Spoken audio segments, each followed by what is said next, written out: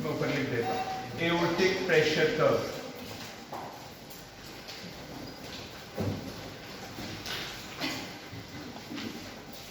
The first one जो आज हम पहले करने वाले हैं, एओर्टा में प्रेशर कितना होता है जी? 120/80। तो वाई एक्सिस पे क्या लिखूंगा? इसका मतलब है मिनिमम कहाँ से शुरू होगा? 80 से, और मैक्सिमम कहाँ तक जाएगा? 120 तक। सेंटर में हम 100 लिख देते हैं। वैसे तो अब मैं वो कर्व बनाने लगा हूं जो बननी चाहिए थी, और फिर मैं उसमें वो बताऊंगा कि एग्जैक्टली कैसे होती। अच्छा, ये बात आपने याद रखनी है कि लेवलिंग अभी भी वही रहेगी। ये आइसोवॉल्यूमेट्रिक कॉन्ट्रैक्शन है। ये कौन सा फेज है? इजेक्शन फेज है। This one is isovolumetric relaxation and this whole is filling. Filling को कितने पार्ट्स में किया था? 3 पार्ट्स में किया था हमने।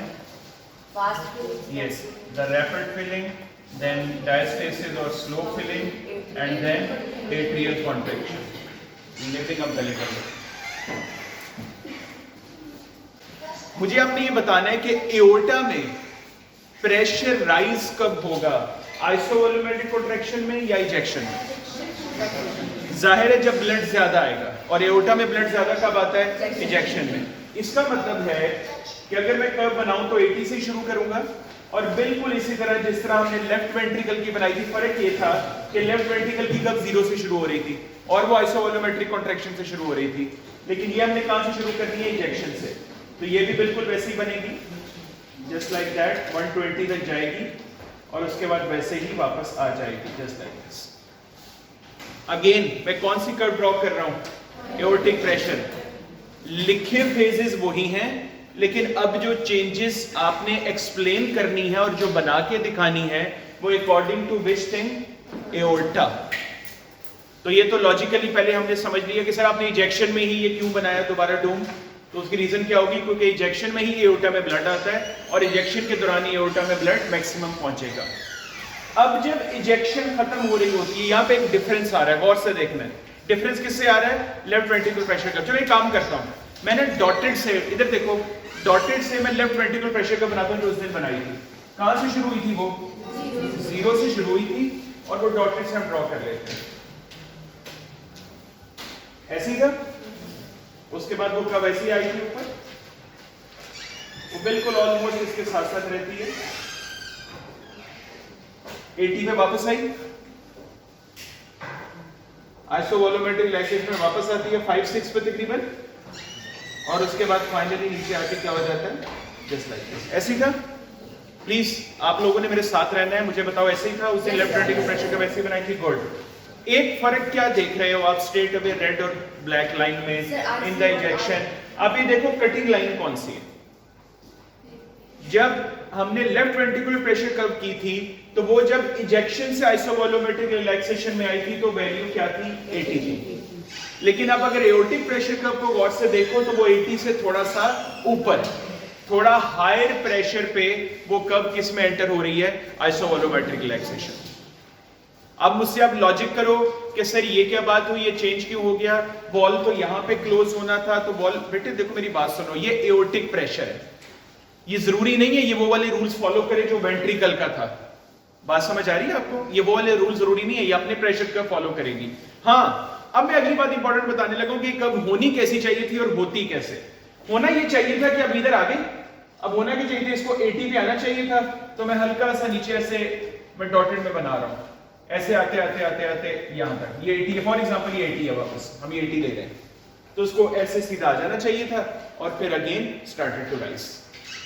सिर्फ एक चेंज आती है, ये गौर से देखनी है जो चेंज है। पहले मैंने वो बना के दिखाई जिस तरह बननी चाहिए थी, अब मैं एक चेंज बनाने लगा और गौर से देखना वो चेंज मैं किधर कर रहा हूं।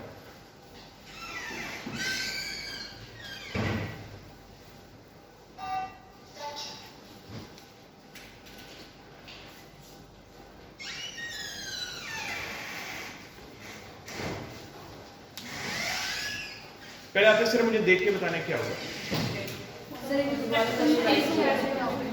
सर हुआ ये है कि जब इसको स्मूथ हो जाना चाहिए था और स्मूथ होके आराम से डिक्रीज होते होते 80 तक वापस पहुंचना चाहिए था, यहां पे एक थोड़ा सा अप स्ट्रोक आया हुआ, अ स्लाइट अप स्ट्रोक। इतना तो नहीं है जितना ये वाला था, लेकिन स्लाइट अप स्ट्रोक तो जरूर। और एओर्टिक प्रेशर कर्व में मैं आपको बताऊं, एग्जामिनर यही देख रहे होते हैं, उनको पता होता है ये डूमा बहुत अच्छी बना लेंगे, ये सारी बहुत अच्छी बना लेंगे। दो पॉइंट्स इंपॉर्टेंट है, एक तो ये इसको कट ऑफ कहां पे किया, 80 पे नहीं करना, 80 से थोड़ा सा ऊपर, करीबन 100 110 के राउंड अबाउट इतना कर लो, या 190 इतने इसके दरमियान आप देख लो, 100 कर लो भैया।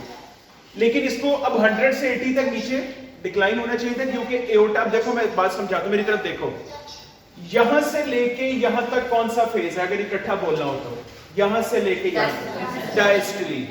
डायस्टली ऑफ हार्ट के दौरान, मेरी लाइन गौर से सुननी, डायस्टली ऑफ लेफ्ट वेंट्रिकल के दौरान जब लेफ्ट वेंट्रिकल रिलैक्स कर रहे हैं, तो उस वक्त एओर्टा में जो ब्लड पहुंचा था, जो 120 तक गया था, अब वो भी तो आगे पेरिफेरी में जाना शुरू हो गया, वो भी तो अपनी नेक्स्ट डेस्टिनेशन पे जा रहा है, तो एओर्टा में भी प्रेशर क्या करेगा, ग्रेजुअली फॉल करेगा। लॉजिकली समझो।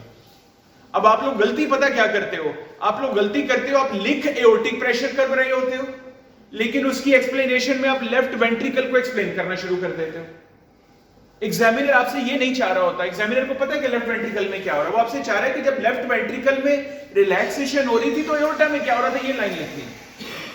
तो आपने वहां पे ये इसी तरह एक्सप्लेन करना है कि when the pressure in the left ventricle is falling, ये राइटिंग में लिखा हुआ है, when the pressure in the left ventricle is falling during diastole, in the meantime the blood is going away from the aorta towards the peripheries, so it will lead to decrease in aortic pressure as well.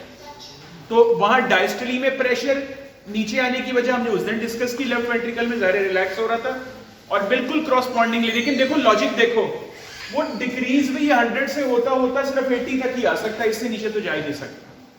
ये तो हमें पता ही है कि aorta में जो blood pressure है वो कितना होता है, 120/80, तो इसकी डायनामिक्स 120 और 80 के दरमियान ही रहने वाली है, हाँ, provided that the person is absolutely normal.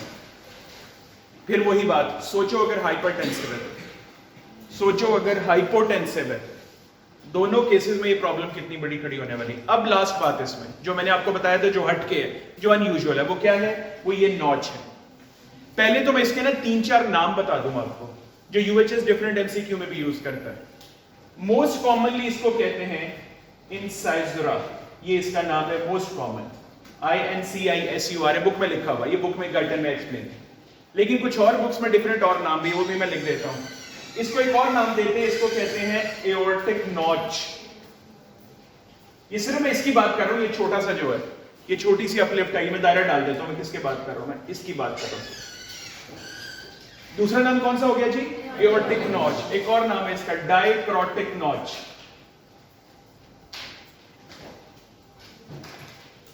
डायक्रोटिक notch, नाम रिवाइज करो मुझे इसके, इंसाइजरा, उसके बाद एओर्टिक नॉच, उसके बाद डायक्रोटिक नॉच।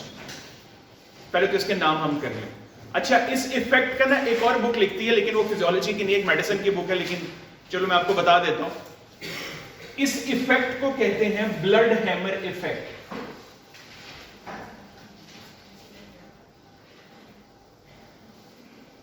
क्या कहते हैं इसको, ब्लड हैमर। ये नाम मुझे इंटरेस्टिंग बहुत लगता है, क्योंकि ये इसकी फिजियोलॉजी को अच्छा एक्सप्लेन करता है। ब्लड हैमर, हैमर थोड़ा होता है ना, बिल्कुल वही, ब्लड हैमर इफेक्ट। तो अभी तो नाम कर लिए, अब इसकी लॉजिक पे आ जाए, ऐसा क्यों होता है, कि होना तो चाहिए था कि स्मूथली ऐसे आता जाता, लेकिन ये थोड़ा सा अपलिफ्ट होता है, उसके बाद नीचे आता है। मुझे बताओ इस मौके पे इवेंट कौन सा हो रहा है, यहाँ पे होना क्या था, कौन सा वॉल्व का क्या होना था, बंद के ओपन होना था, क्लोज होना था। कौन सा वॉल्व होना था, aortic valve. Aortic valve closes है, लास्ट टाइम भी हमने लेबलिंग की थी। अब आपने मेरी तरफ देखना है, आप इधर देखो, ब्लड निकला लेफ्ट वेंट्रिकल से, निकल के किसके अंदर गया, एओर्टा में। वॉल्व क्लोज कब होगा, जब लेफ्ट वेंट्रिकल प्रेशर ज्यादा होगा या एओर्टिक प्रेशर, एओर्टिक प्रेशर, क्योंकि वॉल्व एओर्टा की तरफ ओपन होना है। तो जब इसका प्रेशर बढ़ेगा तो वो बैक स्नैप करेगा, तो क्लोज हो जाएगा। इसका मतलब है ये बात पक्की है कि एओर्टिक वॉल्व, हमने उस दिन डिस्कस किया था, कोई नई बात नहीं है, कि एओर्टिक वॉल्व तब क्लोज होगा when left ventricle pressure decreases than the aortic pressure, और the opposite aortic pressure increases more than the left ventricle pressure. ये बात क्लियर है। अब जब ये हो रहा होता है ना, मैं आपको ऐसे करके दिखाता हूं, ये देखो, फॉर एग्जांपल ये राइट साइड, मेरे राइट साइड पे, आपके लेफ्ट साइड पे लेफ्ट वेंट्रिकल, इस तरफ एओर्टा, ये सेंटर में वॉल्व है। अब ये एओर्टा का दिखाता हूं। अब ऐसे खुला हुआ था, एकदम इसमें प्रेशर बढ़ा और ये वॉल्व वापस क्या हो गया, बंद हो गया। अब जस्ट इमेजिन करो, इधर देखना अपने गौर से। मैं आपको अगर ऐसे एग्जांपल दूं कि व्हाट इफ एक ट्रेन है, ब्लड की ट्रेन, जो कि लेफ्ट वेंट्रिकल से निकली है और लेफ्ट वेंट्रिकल से निकल के आई है एओर्टा में।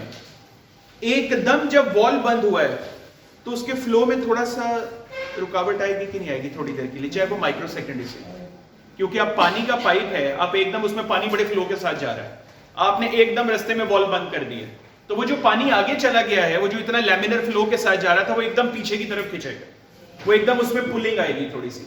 बस उसी पुलिंग की वजह से ना, वो जो ब्लड का थोड़ा सा बैक फ्लो होता है, तो उसकी वजह से एओर्टा में थोड़ा सा प्रेशर क्या दोबारा बढ़ता है, लेकिन बिल्कुल वॉल्व के पास, बिल्कुल वॉल्व के पास। तो अब लिखोगे इसको कैसे? अब लिखोगे due to the sudden closure of aortic valve, ये भी आपकी बुक में लाइन लिखी हुई है, सुन लो समझ लो। Due to sudden closure of aortic valve there is a slight, a brief pulling of the blood backwards which causes a slight rise। कि कितना राइज हुआ है जरा मिलीमीटर में देखो, मैं 2-3 हुआ होगा, 5 मिलीमीटर हुआ होगा अगर ग्राफ के साथ मैं करूं, इससे ज्यादा है नहीं, लेकिन उसकी वजह से ये नॉच जरूर अपीयर होती है। अब अगली इंपॉर्टेंट बात जो वाइवा क्वेश्चन है, what is the significance of this notch? Physiology हो गई, वो आपने बता दिया कि वो बैक पुलिंग ऑफ ब्लड से थोड़ा सा प्रेशर रेज हुआ उसकी वजह से। इससे हमें पता क्या लगता है? अगर ये नॉच आ रही है तो हमें इससे पता क्या लग रहा है? क्या मैं ये कह सकता हूं कि इस नॉच से मुझे ये पता लग गया है कि वॉल्व की फंक्शनिंग बिल्कुल ठीक है? मैं कह सकता हूं कि नहीं? एब्सोल्युटली। अगर वॉल्व प्रॉपर बंद हुआ है तो ये नॉच आनी चाहिए, और व्हाट इफ अगर ये वॉल्व प्रॉपर बंद नहीं हुआ, वॉल्व आधा खुला हुआ है, ये नॉच अपीयर ही नहीं होगी। तो क्या मैं ये कह सकता हूं कि इसकी एक सबसे इंपॉर्टेंट सिग्निफिकेंस ये है कि मुझे ये एओर्टिक वॉल्व की प्रॉपर फंक्शनिंग के बारे में बता रहा है, ये नॉच मुझे ये बता रही है कि एओर्टिक वॉल्व प्रॉपर। अच्छा, अगर एओर्टिक वॉल्व प्रॉपर फंक्शन कर रहा है तो इनडायरेक्टली मुझे ये नहीं पता चल गया कि लेफ्ट वेंट्रिकल भी ठीक काम कर रहा है? एब्सोल्युटली। तो इसका मतलब है दूसरी सिग्निफिकेंस क्या हो गई कि left ventricle is also functioning normally if aortic valve is closing properly. यहां तक बात समझ आ गई आप लोगों को? ठीक है, तो मुझे बताओ एओर्टिक प्रेशर कर्व में दो टेक्निकल बातें क्या ध्यान रखना ड्रॉ करते हुए। शुरू तो हमने करनी है 80 से, लेकिन एंड 80 पे नहीं, 80 से थोड़ा सा ऊपर, क्योंकि एओर्टिक प्रेशर चेंजेस है डिफरेंट है। उसके बाद जाहिर है ये डिक्लाइन तो होना। अच्छा, यहां से आगे ये कर्व सेम ही है, यहां हम इसको ऐसे कलेक्ट कर देते हैं, ये सेम रहेगी। हाँ, ये बनाते हुए आपने ना एक चीज का ध्यान रखना है, ये अगर आपको नजर भी आ रहा होगा बोर्ड पे, थोड़ी स्लांटिंग होनी चाहिए नीचे की तरफ, क्योंकि आपने इसको ऊपर से उठाया है, तो ये जाहिर है वैल्यू करीबन 100 के बराबर होगी, तो 100 से 80 की तरफ नीचे नजर आनी चाहिए। वो कुछ बच्चों ने वैल्यू सही लिखी होती है, लेकिन ड्रॉ करते हुए या तो इसको सीधा कर देते हैं या गॉड फॉरबिड इसको थोड़ा ऊपर भी कर देते हैं। ये नहीं आपने करना। ये देखने में आप गाइडर में भी देखोगे ना, तो एक बर्ड्स आई व्यू दोगे डायग्राम को, तो आपको देखते ही पता लग जाएगा हाँ यार थोड़ी स्लांटिंग है, थोड़ी नीचे की तरफ आ रही है। वो स्लांट बहुत थोड़ा सा है, लेकिन है तो सही, तो वो आपने इसको जरूर दिखाना। अच्छा, एओर्टिक प्रेशर कर्व में दो टेक्निकल बातें कौन सी? एक तो जाहिर है इसे थोड़ा सा ऊपर, और दूसरा आपने क्या दिखाना, इंसाइजर या एओर्टिक नॉच, ये आपने जरूर बतानी। और इसी के बारे में पूछा जाए, अगर एओर्टिक प्रेशर कर्व आएगी ना तो ये जरूर पूछा जाएगा, और नहीं भी पूछा जाए तो आपने इसकी रीजन जरूर लिखनी है कि ये अपीयर क्यों हुई है और इसकी सिग्निफिकेंस क्या है।